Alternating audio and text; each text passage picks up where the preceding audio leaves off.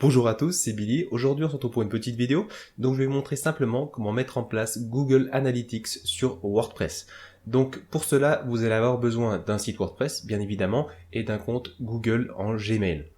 Voilà. Donc, une fois que cela sera fait, vous allez simplement chercher Google Analytics dans Google et accéder au premier site que vous verrez. Le lien est dans la description.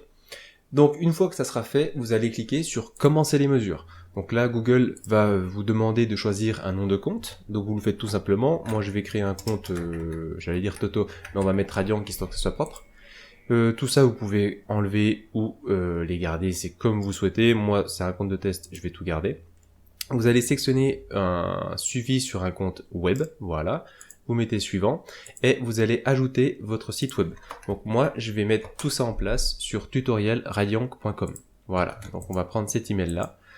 On va mettre directement uniquement le titre et ici vous allez mettre votre URL. Donc attention ici, il faut bien sélectionner le type de protocole HTTP que vous utilisez. Donc soit HTTP ou soit HTTPS.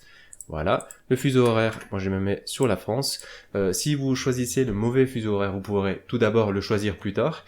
Et c'est simplement que les données vont être à l'heure de Los Angeles, de New York ou de Berlin par exemple.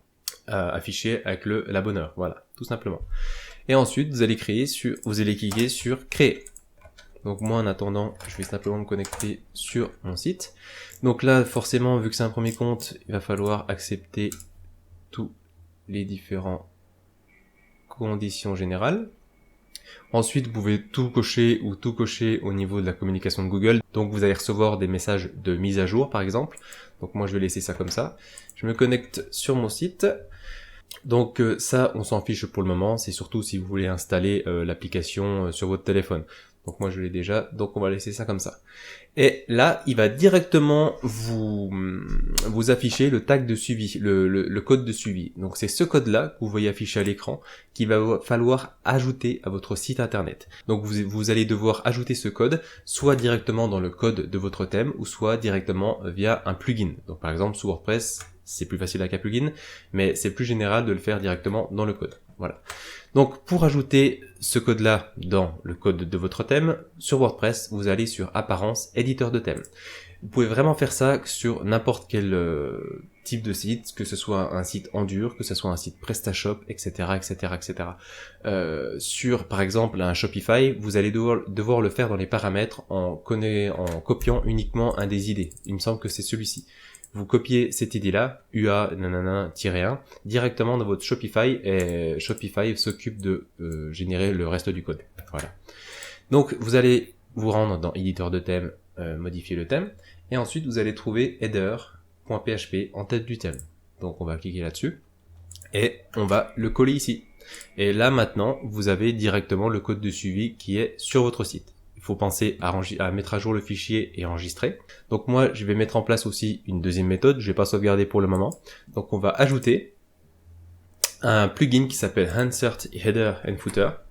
Je vais juste le mettre là.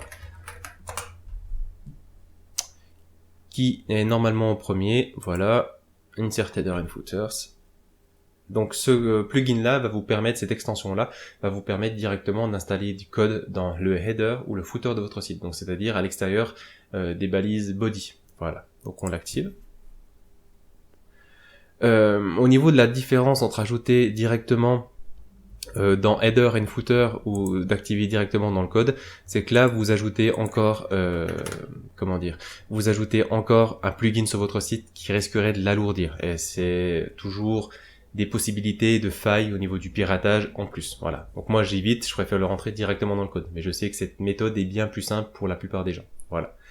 Donc là, on va sauvegarder. Si vous avez un module de cache actif comme moi actuellement, j'ai AutoOptimize, vous pensez à vider le cache. Et j'ai aussi W3 Total Cache, vous pensez à vider complètement le cache. Donc là, si je me rends sur le site, je vide le cache de ma page en appuyant sur CTRL plus F5. Je retourne sur Google Analytics et je vais dans temps réel, vue d'ensemble, et là, normalement, vous pouvez voir qu'il y a une page de visiter, et du coup, c'est bien moi. Donc, je suis dans le Jura actuellement, et du coup, c'est bien ça. Et du coup, si je clique aussi sur une page que je navigue sur le site, je vais avoir directement ces informations. Voilà. Donc c'est vraiment très simple à mettre en place, c'est vraiment un outil qui est indispensable pour n'importe quel site, ça vous permettra de suivre vos visites vraiment très facilement et automatiquement. Voilà. Donc j'espère que cette vidéo vous aura plu. Si jamais vous avez des questions, n'hésitez pas à les mettre en commentaire. Si vous avez aimé cette vidéo, pensez à vous abonner et à lâcher un petit pouce bleu, ça me fera toujours plaisir. Et sur ce, je vous dis à bientôt dans une prochaine vidéo. Tchuss!